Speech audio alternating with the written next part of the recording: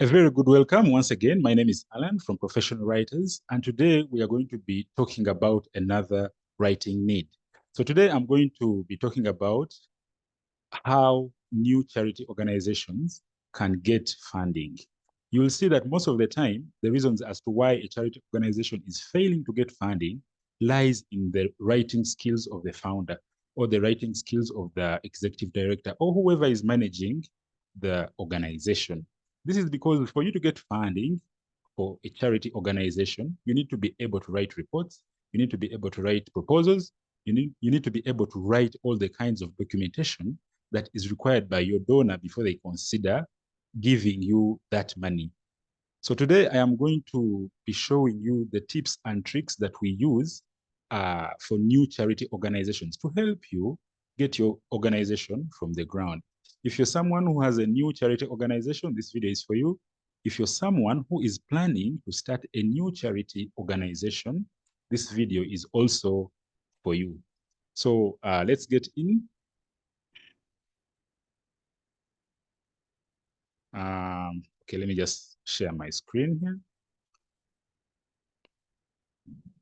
Okay, just a second.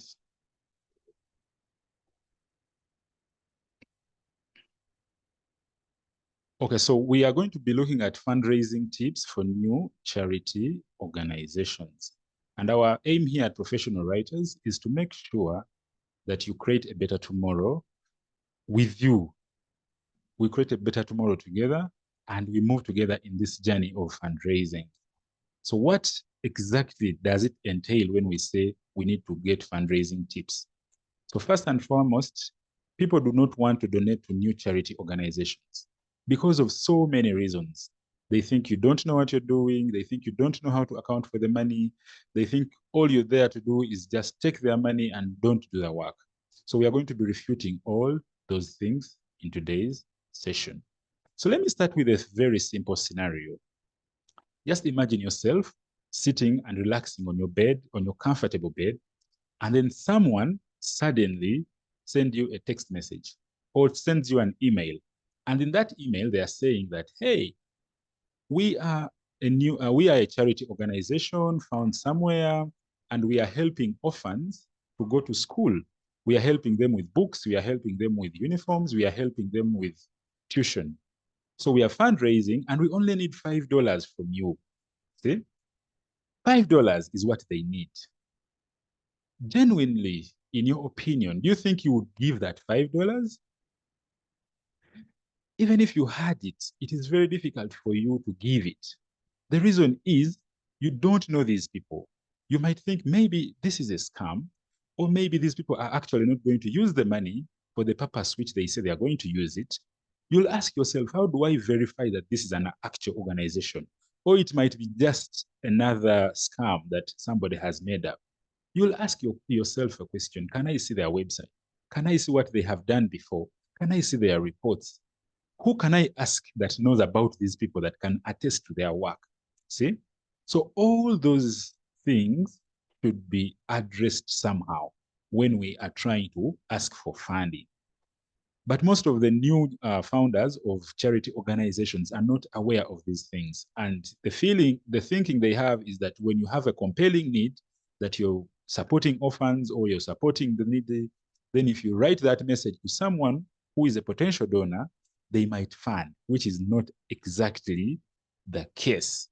So you'll see that most of the new founders of organizations think that this is the cycle when they are starting out. The first thing they think is that when you get a very good idea, for example, there are so many orphans in my community, there are so many widows in my community, or there are so many elderly people in my community. I conceive a good idea. The next thing I think I'm going to do is I'm going to go and register the charity organization. Then after registering the charity organization, I'm going to write a proposal. After writing the proposal, I'll get funding. After getting funding, I'm going to use 70% of the fund for the activities, and then I'll keep 30% for myself, and then I'll be happy. So most of the new charity organization founders think that this is how the cycle moves.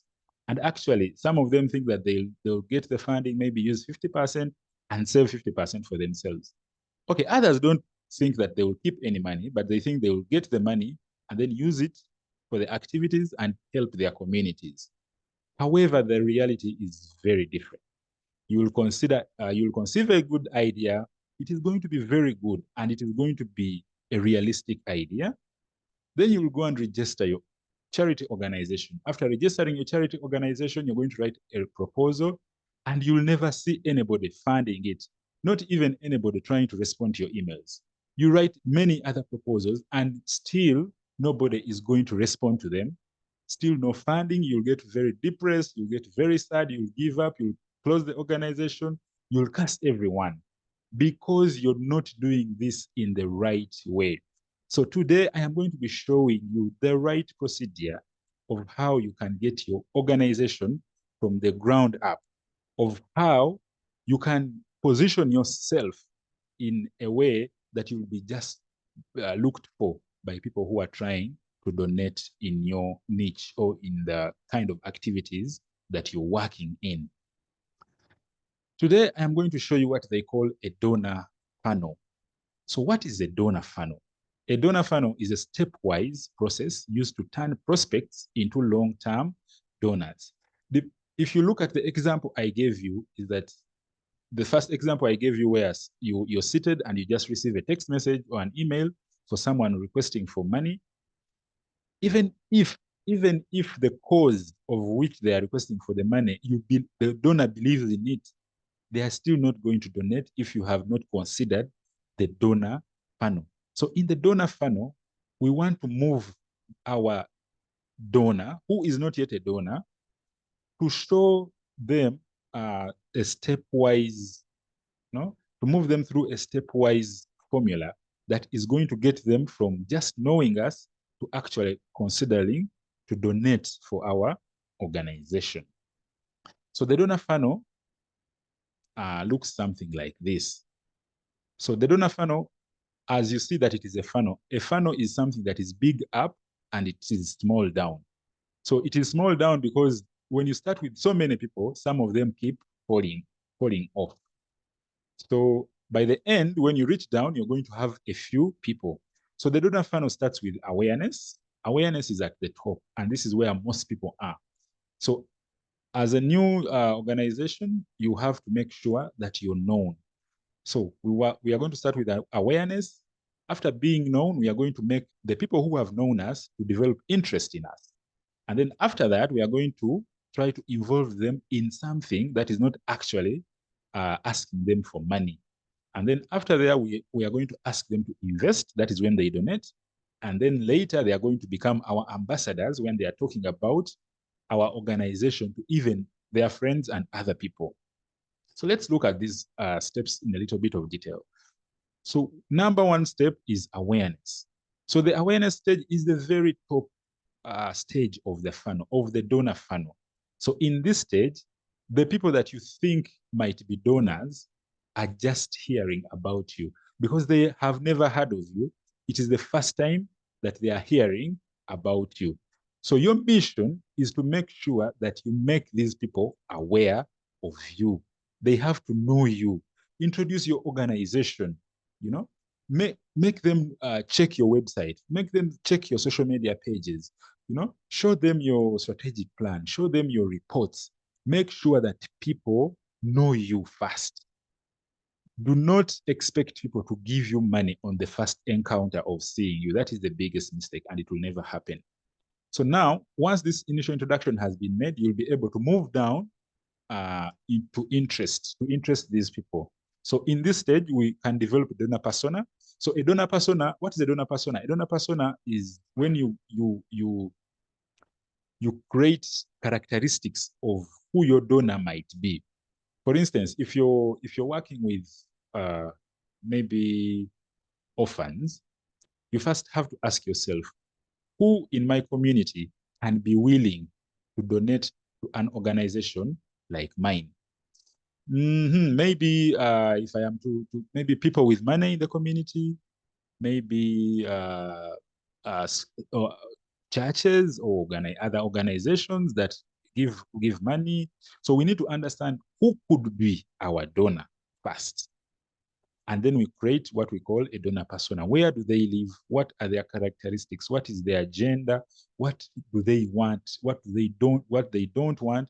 Who else have they donated to? You see? So all these are components of our donor persona.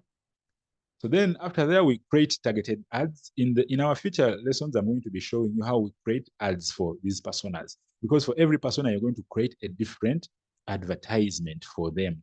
And it's not like we are advertising like, hey, we want money. No, we are going to be creating ads that are relevant to them. And this is where social media comes in. People who will attend my social media training, I'll show you how to use social media to target donor personas for different activities in your organization, such that you can get people who can donate for different activities. And then there is collaborating with an event within a local business or community.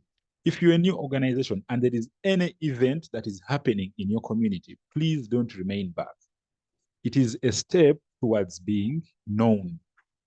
We are going to do everything that makes us known.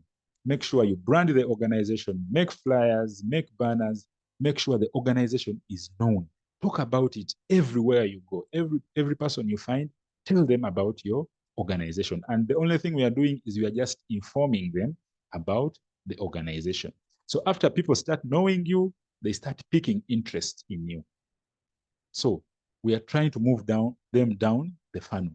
So what happens exactly is that people start hearing about you the first time, they hear about you the second time, and they already say that for a person to start developing interest, they have to hear about you for at least 7 times.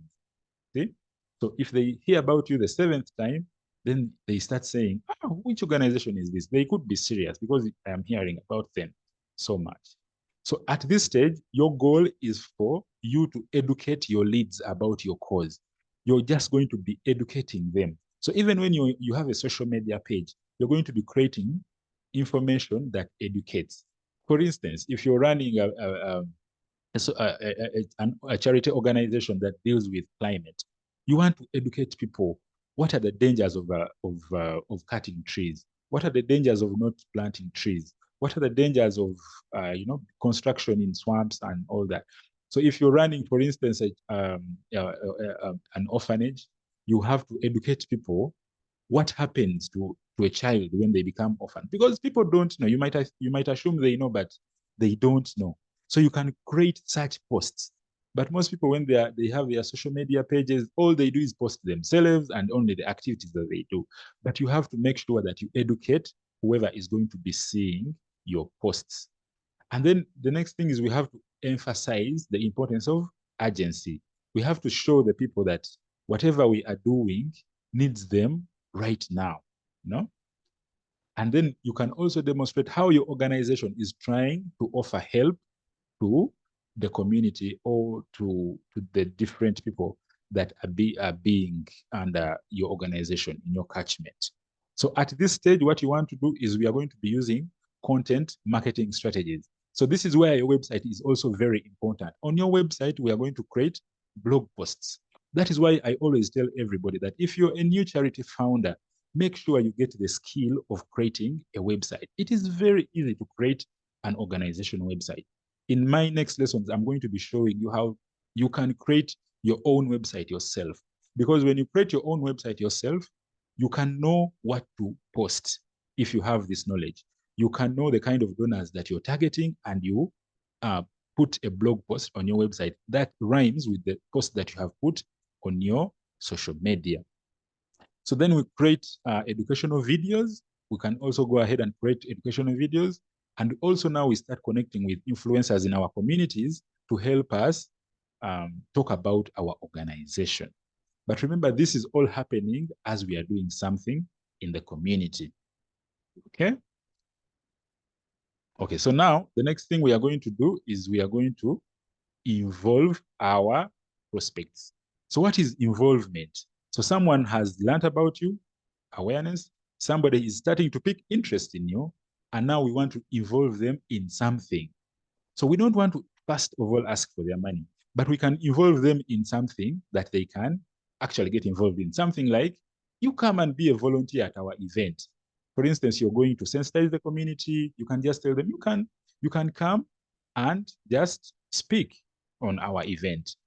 Or you can ask them to share your posts on their social media pages. You can ask them, can you share our posts on your social media page? They will only share if they are interested in your work and your organization. See? You can also ask them to join your email list. Every organization must have an email list. An email list is that list of your prospects that you hope are going to become donors. And in this email list, it is called a nurturing email list. So we keep sending them this information, these educational videos, these inspiring videos, the activities that we do, the reports that we do, such that we nurture them from being just aware about our organization to actually considering to donate to our charity organization. So we want to do things like inviting people to join our email lists and sharing our things, our activities on their social media pages. Okay, so now people are involved, have been aware, have been interested, they have been involved, and now this is where we go to what we call investment. So investment is when now the donor is going to go into their pocket and actually make an actual donation. So you'll see that the funnel was big, but now it starts coming down. At this time, the donor has maybe engaged with you. They have seen that you are an active organization. They love what you do. And now they are going to consider giving you funds. So at this stage, that is when you celebrate donors publicly after they have funded you, such that they inspire others to come and donate to your organization. So you can run specific goals on social media, like we are remaining with $50 to hit our $2,000 mark, and you can do crowdfunding. And people have a very misconception with crowdfunding. They think that with crowdfunding, all you do is get a good image and put it out there on your crowdfunding pages, and then people will donate. That will never happen.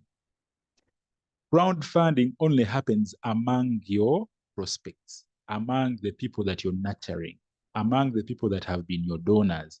All organizations that get money from crowdfunding get it from from people who know them, not from any random person. So we are going to be using social media to shout out to these donors.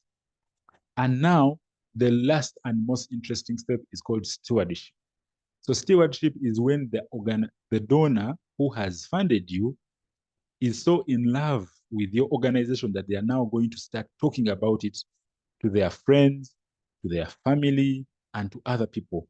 And with that, you can even get a lot more donations. That is how even other people run very fast through the funnel. If I am a donor and I tell my friend about a good organization, they will not do a lot of research about the organization because they already trust me. So they are just going to donate to you. So you should fight hard as a new charity organization to drive at least 10 donors to stewardship. When they reach stewardship, finding other donors becomes easier than finding the first donors. Now, as a new charity organization, before you get any serious funding, and I mean serious funding, you must have these documents, professionally written and crafted very well. One, you must have your monthly reports for at least the past 1 year. And I'm going to tell you why. You must have the quarterly reports for at least the past 1 year. You must have your annual reports for at least the past year. You must have an organizational profile. You must have a professional website. You must have social media pages on Facebook, on Twitter, which is now called X, on YouTube, and on Instagram. You should have a strategic plan. And now you should write professional, unsolicited project proposals. So I did it intentionally to make sure that the last thing is the professional project proposals. Most organizations think that the first thing they need are the project proposals. Yet that is the last thing that you need, because without the other things, the proposal alone cannot stand. The proposal is like a roof to your house. You cannot put a roof when you have not built the foundation. Now, I am going to take you through the right procedure of fundraising for a new charity organization, from how it starts to how it ends and how it is maintained. Okay? So now the first thing you're going to do is you're going to register your new charity organization. Of course, after you've conceived a good idea, you're going to go and register it. That is straightforward. But after registering your new organization, the second thing you have to do is to go and find a physical location. A physical location, and you brand it very well. It is very, very bad, even if you have the best idea, for your donor to realize that you don't have a physical location. You must have an office. You must have somewhere where people find you. And now when you open your physical office, make sure you brand it very well. And by branding, I need you to brand it with a big banner. You put the banner on outside and you put some branding inside, but also on the roadside that leads to your office, you must put there some branding. The reason for this is what? When people are deciding to donate to your own to your organization, they are going to ask around the community, do you know about this organization? If your place is not branded very well, even the people in that community will not know about you. And then whoever is considering to donate to you might think that the organization is fake or it is a scam. So we want the people in that area as much as possible to know about you. Make sure that you have t-shirts that are talking about your organization. You can even make capes. You can even make flyers. You can even make brochures. Make sure that the community where you are knows you a lot. The next thing you're going to do is you're going to invest in a digital camera. I cannot emphasize this enough. A digital camera is something that is going to help you a lot, because it is going to help you take the videos, and it is also going to help you take professional pictures. You cannot write a professional report or a professional project proposal without professional pictures. And professional pictures are taken by a professional camera. If you have a phone, it is not going to take the pictures that we need that are professional enough for you to get a professional document that is going to lead you to get funding. So please save and invest in a digital camera. Anything that you do that is not recorded is not done.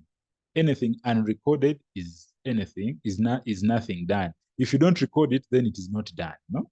So please make sure you get the digital camera. Now, after you've gotten the digital camera, we need you to do something before you ask for money.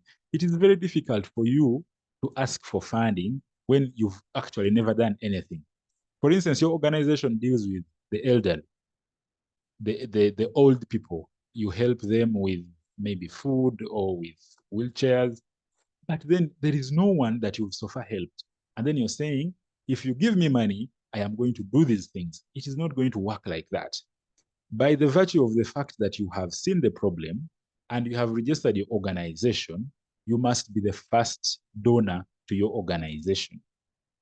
If you yourself are not willing to donate to your organization, who do you really think is going to donate to your organization? So, gentlemen and ladies, let us first do something. This is what we call generating experience, organizational experience. But the things that we are going to do initially are going to be funded by our own resources. But what you're going to do is make sure that you record everything with a video camera such that it is in print that you did those things. So we want to focus mostly on getting organizational experience. As we do these activities, the organization gets experience. So there is a difference between personal experience and organizational experience. Personal experience is your experience as the team that is working in the organization individually. For instance, I could have worked in an organization for 30 years. But when I am asking for funding, they're not going to ask for my own experience. They are going to ask, what has the organization done as an organization? So that is what we are looking for. such that we gather a lot of experience. In a sense that when we are talking to someone, we can tell them that in this month we did this, in last week we did this as an organization. So it is important to do that. So the next thing, now you have gathered enough, you have done something, you have taken pictures, it is now time to write activity reports. So every time you go out and do something, maybe in the community, you write an activity report, and then you write a monthly report, and then you write an annual report if you've spent a year. Please make sure you have reports. The reason is simple. When a donor wants to donate to you, you have written a very good project proposal, like most of you want. They're going to say, wow, this is so beautiful. Can I see your annual report? And then you will not have an annual report, or you're going to have a bad annual report, which is not going to be a good thing for you.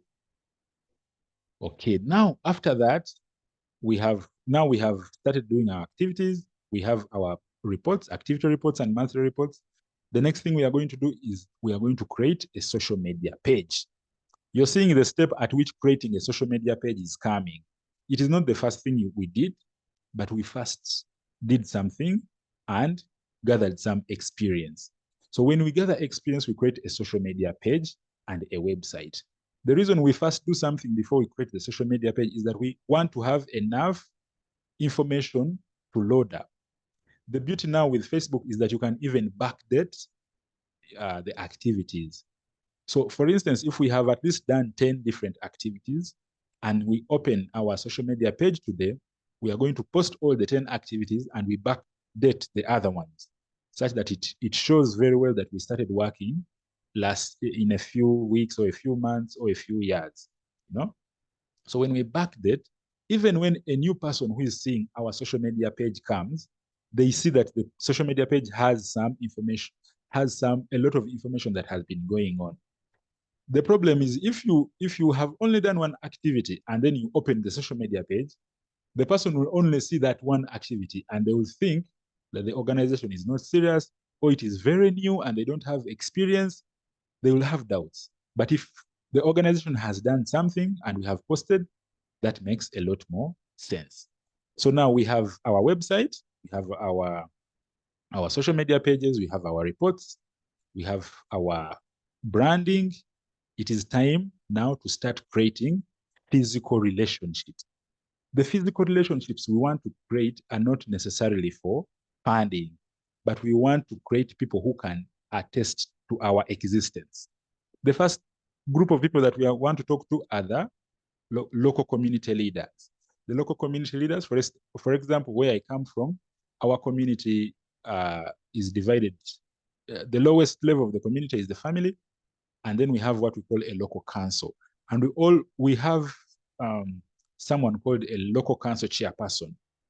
So these people are like the gatekeepers of the community. So they know each and every thing that happens in the community. They know the schools in the community, the churches there, the organizations there. So even when someone is considering to donate, the first person they will ask is this gatekeeper, the community leader. Someone might come and say, is there any organization in your community that deals with maybe people with disabilities? And they're asking the community leader. So the community leader has to know about your organization because they're the first people who are going to refer possible or potential donors to your organization. The next group that we want are the elected officials. These are the politicians. The politicians are not going to donate to you as per se, but politicians want to fantasize that they are working a lot, so they might give you goods in kind. For instance, if you are dealing with orphans, you could go and tell the politician or those people in politics, the elected officials, that they can donate books, but we are going to brand those books with maybe, donated by so and so, donated by this kind of politician. Politicians love that. They love other people to know that they donate. So it is easier for them to give you those small gifts in kind. And it is very difficult for them to give you money. So at this point, still, we are not asking for money. We are asking for goods in kind, and we also want these politicians to know your organization. And also these politicians, they interact a lot with so many people, and there is a very big chance that they might interact with your next donor. The other thing we want to do is talk to the religious leaders. These ones also interact with so many people who are wanting to fund those church projects. And also, these people can easily give you people to work with who are volunteers. You know, volunteers in church, they work for God. They will not ask you for money. It is good to connect with the church and the mosques. Then business owners also, they want advertisement. So if you're doing something and they are going to brand maybe on your donated by this, they can even donate cars for as long as you accept them to put their own branding. Then the media personnel, they also help us in broadcasting our stuff. So those people should be your friends, the health workers, the educational institutions, and also the community volunteers in that community. They can also help you to push the cause. Okay, so now you have your Facebook account, you have your social media accounts, you have your website, you have your reports. It is now time to start talking to people physically. Get out of that office. Stop looking for funding from the internet. You're not going to get that. The proposals that you're seeing on the internet, the calls are not for new charity organizations. It is very difficult for you to win those funds, as a new charity organization. So what we are going to do is we are going to move out of the office and we start talking to people. Like for me, where I come from, there are a lot of tourists. There are a lot of foreigners who come and go, So the first thing we want to do is go and talk to people. We are not talking to them about our organization, but we are connecting with them at a personal level. So, hey, my name is Alan. I am from this community. This community is beautiful. What is your name? So, like they give you your name, meet new people and talk to them. After talking to them, what you are aiming at is to get their contact information. Make sure you get their phone numbers and their email address. After you do that, you want to feed these people with enough information about you. Then I'm like, hey, my name is Alan. Actually, do you know that there is a lot of teenage pregnancies in this community? And I'm saying this on social media, like on WhatsApp. These are just WhatsApp chats. Then I'm like, what about in your community? How is it? Then this person is like, maybe it's not so much. And then I'm like, in this community, there is a lot of teenage pregnancies. And actually, I even started an organization to address this problem. They're like, wow, that's good. And then you're like, can you please, if you have time, come around and see what we do? See? So we want to make sure that we reach these people at a point where they can see enough information about us. So now, when these people come, if you get these people to come, you must make sure that you fight so hard to get a few of these prospects to come to your physical office. The physical office doesn't have to be very big. It can just be a very small office. So when they come, that is when you show them your organizational profile, you show them your reports, your monthly reports, you show them your annual reports, you show them your social media, and then you now ask them to join your social media to become your followers on social media. Later on, you're going to be asking them to share your posts on their social media pages such that other people who are their friends can also see what your organization is doing. But the insight is that you must have professional reports mostly.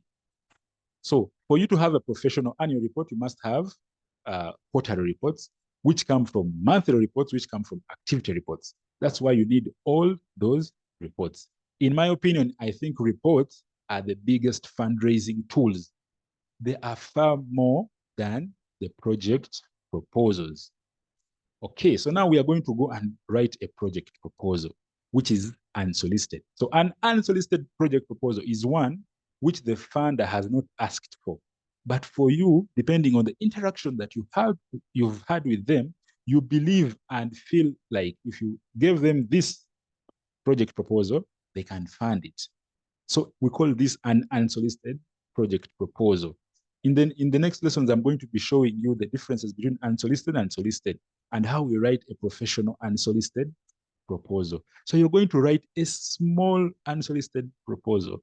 asking for very small money, money which is as small like as $100. So you're asking like, hey, you know that with $100 we can get books for this child? Do you know that with $100 we can get a wheelchair? Do you know that with $100 we can feed 10 people? You know that with $100, small money, it can even be $50. The reason as to why you do this is we want to first create the trust in the donor's mind. We want the donor to know that if they give us this $100, we are going to manage it well. We are going to send for them reports. We are going to give them a good accountability. And then later on, we shall go ahead and ask for more and more money. So you start with $100. The next time you ask for 500. The next time 1,000, like that. And every time you are managing the money very well, it is automatic. It is going to move very automatically, that the donor will keep donating to your organization. The next thing is that you're going to get the donations. I am very sure this method works. It works so well. And I can attest to it. Now, after you have gotten the donations, don't forget the donors. Every time you get the donation, please acknowledge, send reports, send accountabilities. If the donor is happy you putting them on your website, please do that. Thank them on social media if they are happy to be thanked publicly. Thank them on social media. And every time you talk about that you have gotten donation, you attract more donations, because people will know that, wow, this person, by the time this other donor has given, even us, we can give. Okay? So now, with that, as a new charity organization, you need to make sure that your organization is fundable. By fundable, we mean that you must have all what it takes for someone to decide to give you their money. So the first thing you should have are the reports. Then you should have an organizational profile. You should have social media. You should have a website. And I'm going to teach you how to do all these things yourself. So in our next course, I just want to talk about it a little bit. We are going to be teaching people how to write professional activity reports, professional monthly reports, professional quarterly reports, professional annual reports, such that by the time you're moving this person through the donor funnel, they are getting interest there. They are from awareness, and now they are getting interest. We give them this activity report, the monthly reports. They get even more interest. We give them our brochures, we give them our flyers, we give them more educational content. And by the time they donate, they will donate a big fund. Okay? So now, someone asks me, where do we find donors?